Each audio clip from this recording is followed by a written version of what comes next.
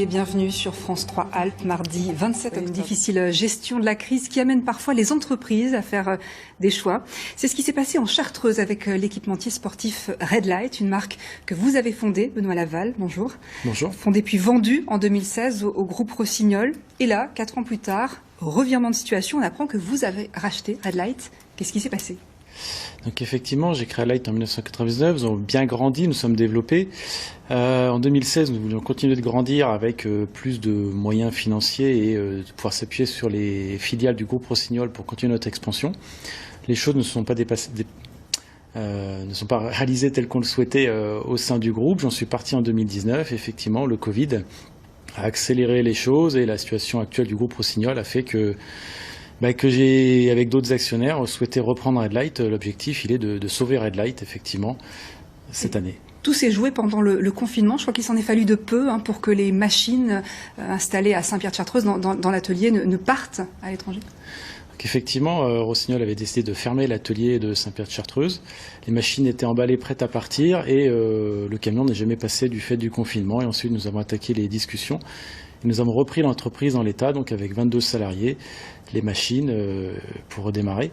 Même si la conjoncture est compliquée, beaucoup de courses sont annulées, la majeure partie des courses sont annulées. On prévoit un chiffre d'affaires réduit de moitié, donc c'est une mission ardue.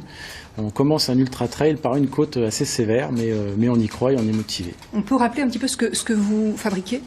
Donc on conçoit des vêtements, des sacs à dos, des chaussures, principalement pour le trail running, donc la course à pied en montagne, sur les chemins.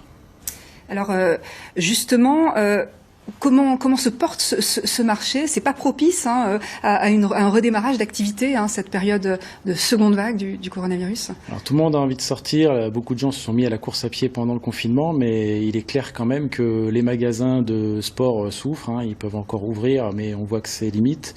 Beaucoup de courses sont annulées, donc il y a un renouvellement beaucoup plus faible et une nouvelle fois, on vise la moitié du chiffre d'affaires par rapport à l'année dernière. Et déjà, ça va être compliqué, difficile, il va falloir être agile, innovant et astucieux et se retrousser les manches pour avancer sur ce cap. Vous repartez sur les mêmes bases qu'avant la période Rossignol ou alors il va y avoir des changements, des évolutions dans vos produits ? Donc ce pas en arrière pendant le temps où j'étais plus chez Red Light m'a permis de faire un point un petit peu sur justement ce qu'était l'ADN, ce qui fait qu'on avait bien fonctionné. Donc on souhaite garder le même ADN, mais l'injecter de façon moderne et différente.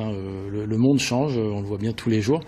Donc il faudra à la fois être innovant sur un ADN communautaire comme on avait avant et surtout de l'innovation, de l'innovation, de l'innovation.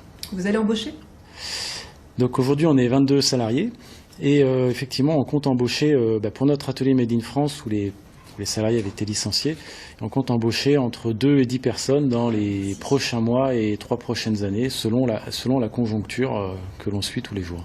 Merci Benoît Laval, fondateur de Red Light. Merci beaucoup d'être passé nous voir. Et ce midi, on continue de parler de